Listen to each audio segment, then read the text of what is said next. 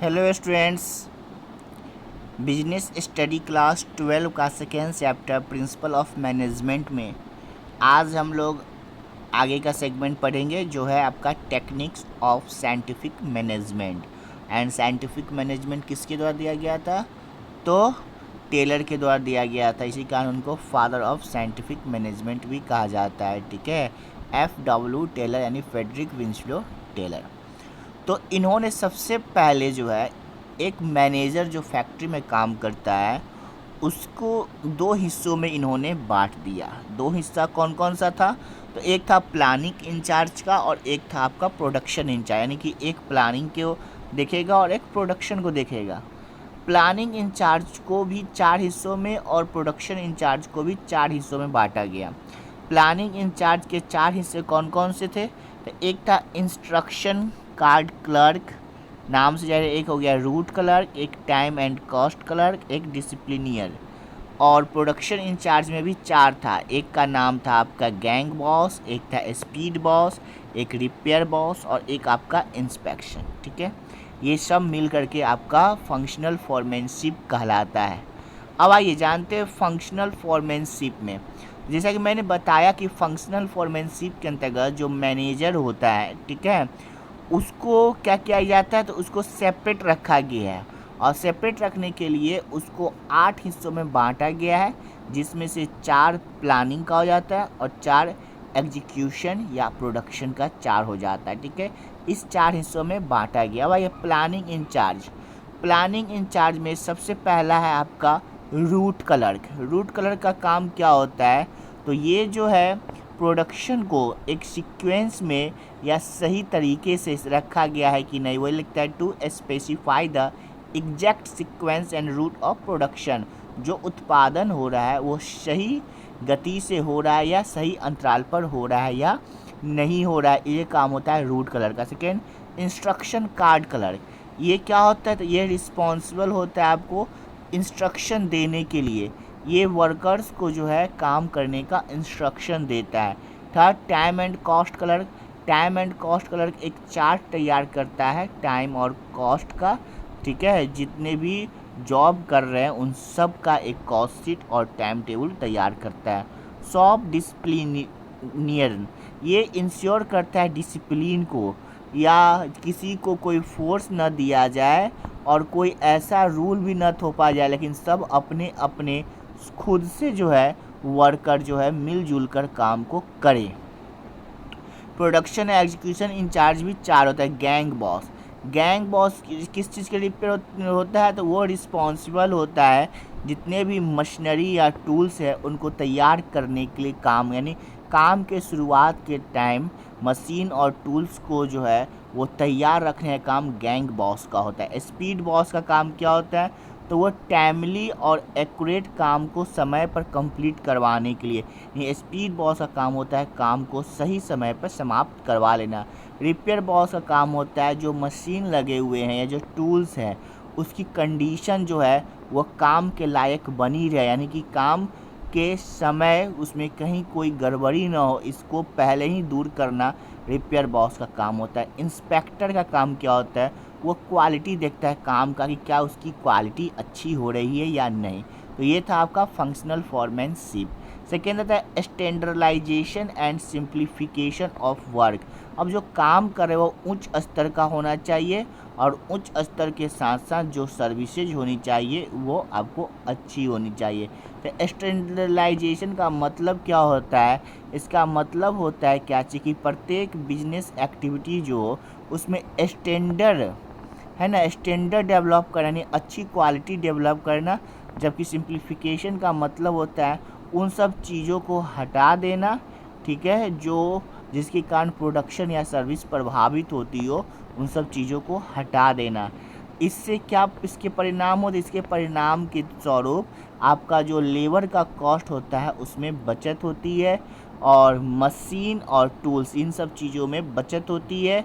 इससे क्या होता है? तो इससे आपका जो भी इक्विपमेंट होता है उसका पूरा पूरा यूटिलाइजेशन होता है, जिससे कि टर्नओवर में हमें बढ़ोतरी होती है। ठीक है। तीसरा मेथड है मेथड स्टडी। मेथड स्टडी का मेन ऑब्जेक्टिव क्या होता है? तो ये फाइंड आउट करते हैं कि काम करने का सबसे अच्छा तरीका क्या है, जिससे कि जो काम है वो पूरी इफ़िशियंसी के साथ हो सके, ज़्यादा से ज़्यादा हम मटेरियल का, मशीन का, मैन पावर का, कैपिटल का इस्तेमाल करें और उससे हमारी इफ़िशियंसी और मैक्सिमाइज हो सके। ठीक है। नेक्स्ट है आपका मोशन स्टडी। मोशन स्टडी का क्या होता है? तो इसमें क्या क्या आता है, जितने वेस्टफुल रिजल्ट होते हैं, जो भी वेस्ट पर उसको एलिमिनेट कर देना। कहाँ से? तो जो भी अननेसेसरी है या जो आपका यूज के लायक नहीं है, उन सब चीज़ों को हटा देना वर्कर के द्वारा, और मशीन के द्वारा आइडेंटिफाई करना कि वेस्ट मेथड क्या है काम करने का, यानी कोई अच्छा तरीका को निकालना, जो फालतू तरीका है उसको दूर कर देना। ये मोशन स्टडी हो गया। टाइम स्टडी क्या करता है? तो टाइम स्टडी यह डिटरमाइन करता है कि क्या स्टैंडर्ड टाइम होगा किसी भी काम को सही समय पर समाप्त करने के लिए। टाइम स्टडी का मेन ऑब्जेक्टिव होता है आपको वर्कर्स का नंबर निकालना। ठीक है।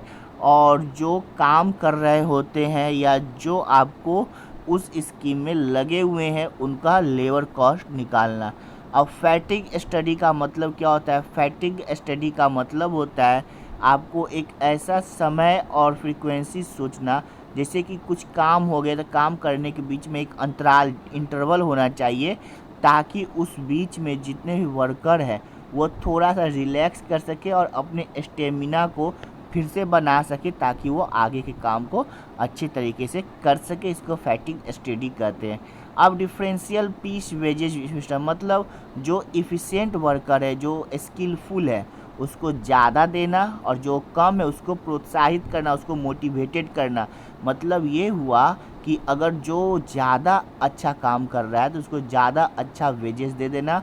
जैसे कि कोई अगर 10 दिन का काम जो है वो 9 दिन में ही कर दिया, तो उसको उस हिसाब से देना।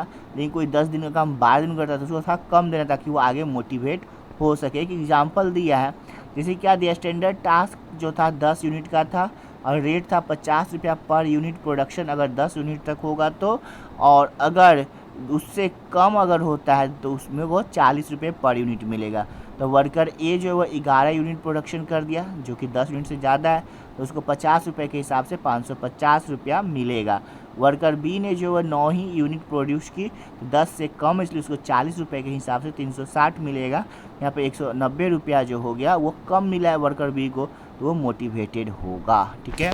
अब इसके बाद में आपका डिफरेंस पूछता है कि फ्यूल में और टेलर में आप डिफरेंस बताएं। ठीक है। तो दोनों के बीच में जो है डिफरेंस बताना है। फर्स्ट पॉइंट है नेचर ऑफ रिसर्च। तो इसमें फ्यूल का क्या था? तो इन्होंने जो है अपने थ्योरी को फंक्शनल मैनेजमेंट के बेस पर जो है डेवलप किया था, जबकि इन्होंने किस कंसेप्ट को? तो साइंटिफिक मैनेजमेंट। कोई पूछेगा कि फ्यूल का जो है वो मैनेजमेंट कौन सा बेस पे था? तो फंक्शनल बेस्ड था, और इनका साइंटिफिक बेस्ड था। ठीक है। कंसर्न, तो फ्यूल का प्रिंसिपल जो था वो इफ़िशियंसी से कंसर्न था, और जबकि इनका जो प्रिंसिपल था, ये आपको जो प्रिंसिपल था वो टेक्निक्स जो था वो आपको वर्कर्स के इफ़िशियंसी से था, वो मैनेजमेंट के इफ़िशियंसी पे था, और ये वर्कर की इफ़िशियंसी पे लेवल। तो इन्होंने डिज़ाइन किया था टॉप लेवल के लिए फ्यूल ने, जबकि टेलर ने जो उसको लोअर लेवल के लिए डिज़ाइन किया था। ठीक है। इनका फोकस किस किस पे था? तो ये सुधार करते थे ओवरऑल एडमिनिस्ट्रेशन को, जो भी एडमिनिस्ट्रेशन है उनके प्रिंसिपल का मेन फोकस होता है उसको सुधार करना। और इनका क्या था? तो ये इंक्रीजिंग करते थे प्रोडक्टिविटी को। कैसे? तो work simplification was main focus. काम का जो है वह सरलीकरण, काम जो है वह छोटे छोटे कर्मचारियों में बांट कर, यानी कि ये वर्कर को फोकस किए। ठीक है। इसके बाद में जो है ये था आपका पर्सनालिटी। तो इनका पर्सनालिटी क्या करता है? तो इन्होंने डेवलप किया था personality of a researcher and practitioner and was called as, इनको जनरल मैनेजमेंट का फादर कहा गया, क्योंकि इन्होंने सबको जो है रिसर्च करने के लिए कहा। और इन्होंने क्या डेवलप किया, तो इन्होंने डेवलप किया साइंटिफिक एंड वाज, इन्होंने कहा कि नहीं साइंटिफिक तरीके से हमको काम करना है, इनको फादर ऑफ साइंटिफिक मैनेजमेंट कहा जाता है। मेजर कंट्रीब्यूशन क्या है इनका, तो इनका मेन कंट्रीब्यूशन जो था वो क्या था कि इन्होंने सिस्टमैटिक थ्योरी अपनाया मैनेजमेंट का, ठीक है। किसके हेल्प से, तो इन्होंने 14 प्रिंसिपल बनाया था मैनेजमेंट का, जो आपको पता ही है, division of work, unity of command, unity of और ये यूनिटी ऑफ ऑर्डर, ये सब था। और इन्होंने जो है वो क्या किया कि इन्होंने अपना जो है एक बेसिक प्रोडक्शन लाइन बनाया, किसके, तो साइंटिफिक टेक्निक्स के हिसाब से, जो इनका 4 है कि साइंस नॉर्दर रूल ऑफ थंब, ये सब जो था, ठीक है। ह्यूमन एलिमेंट, अब इन्होंने क्या किया कि ज़्यादा जोर इन्होंने मानवीय एलिमेंट पर ही जोर दिया था। और इनका प्रिंसिपल जो था वो इक्विटी, इंसेंटिव्स और फेयर रेमुनरेशन पर बेस्ड था। इन्होंने किस चीज़ों को इग्नोर किया, तो ह्यूमन एलिमेंट्स को इन्होंने इग्नोर कर दिया, और इन्होंने ज़्यादा जोर जो दिया वो प्रोडक्टिविटी को बढ़ाने में दिया, ठीक है। रिजिडिटी एंड फ्लेक्सिबिलिटी, अब क्या इसमें था उतार चढ़ाव, तो इनका प्रिंसिपल जो था वो फ्लेक्सिबल था, यानी कि कुछ चेंज हो सकते थे, लेकिन इनका जो था वो अप्रोच जो था थोड़ा रिजिड था। और इन्होंने जो है वो क्या किया, तो इन्होंने किसी भी प्रकार का कोई फिक्स्ड इंटरेस्ट उसको अलग नहीं रखा, ठीक है। एप्लीकेबिलिटी में क्या लिखता है, तो इनका प्रिंसिपल जो था वो हर जगह बिजनेस में और साथ ही साथ नॉन बिजनेस दोनों ही ऑर्गेनाइजेशन में आराम से एप्लीकेबल, यानी कि ये परवेशिव नेचर का था। लेकिन इनका प्रिंसिपल जो था वो सिर्फ प्रोडक्शन और मैन्युफैक्चरिंग से रिलेटेड था, इसलिए स्पेसिफिक सिचुएशन में ही हैंडल होता था। 10वां दिया यूनिटी ऑफ कमांड, तो इन्होंने स्ट्रिक्टली फॉलो किया था प्रिंसिपल को, 1 बॉस फॉर 1 एम्प्लॉय, एक कर्मचारी का एक ही बॉस होना चाहिए। लेकिन इन्होंने फॉलो किया था किस प्रिंसिपल को, तो इन्होंने फॉलो किया था मिनिमम 8 बॉसेज होने चाहिए, जो 4-4 हिस्सों में बांटा गया था, ठीक है। अब मेंटल रिवोल्यूशन, झगड़ा झंझट जो भी होता है, तो इसके लिए इन्होंने क्या है कंप्लीट चेंज कर दिया था मेंटल आउटलुक में। और इसके हिसाब से वर्कर और मैनेजमेंट दोनों एक दूसरे से जो है वह कंपटीशन की भावना को जो है रखते थे, और इस कारण से मैनेजमेंट हमेशा वर्कर को खुश रखता था, और वर्कर भी जो है काम करता था, वह मैनेजर के प्रति वफादार रहता था, और इस तरह से दोनों के बीच में फाइटिंग नहीं होता था, और प्रॉफिट का डिस्ट्रीब्यूशन होता था, और उनका फोकस और पूरा अटेंशन जो है बढ़ाने में होता है। इस तरह से आज हम लोगों ने ये चैप्टर को एंड कर दिया। अब हमारे पास next day new fresh chapter होगा। ओके, तब तक के लिए थैंक यू, बाय।